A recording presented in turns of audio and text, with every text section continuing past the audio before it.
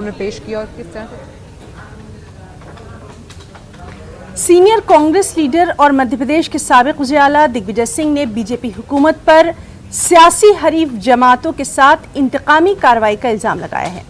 दिग्विजय सिंह ने कांग्रेस हेडक्वार्टर दिल्ली में पुलिस की बर्बरियत की मजम्मत करते हुए कहा कि आईन के तहफ्फुज़ के लिए कांग्रेस की तहरीक जारी रहेगी।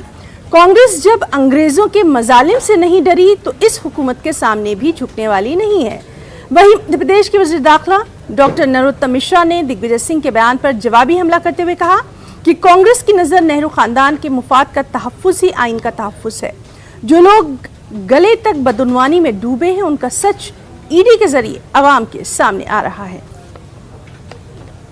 पार्टी लड़ाई लड़ी है, अन्याय अत्याचार खिलाफ लड़ी है। जब ब्रिटिश हुकूमत से हम लोग नहीं डरे तो इस हुकूमत से क्या डरेंगे। हर कदम पर इस भारतीय संविधान के लिए, भारतीय लोकतंत्र के लिए कांग्रेस पार्टी पूरे तरीके से प्रतिबद्ध होते हुए लड़ाई लड़ेगी। लड़ेंगे, जीतेंगे, न डरेंगे न झुकेंगे। बोले पहले आज़ादी के लिए लड़े, अब संविधान बचाने के लिए लड़ेंगे।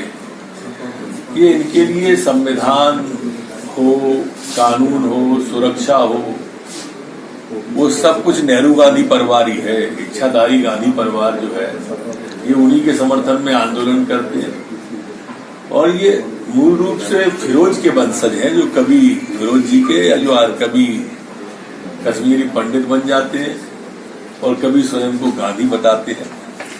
और इसलिए देश अब असलियत को धीरे धीरे सोच समझ रहा है। भ्रष्टाचार के तांडव किए, आकंठ डूबे रहे और अब जब ईडी सामने आ गई तो फिर पब्लिक का सहारा लेके देश आंदोलन कर रहा है, ऐसी बातें कर रहे हैं। झारखंड के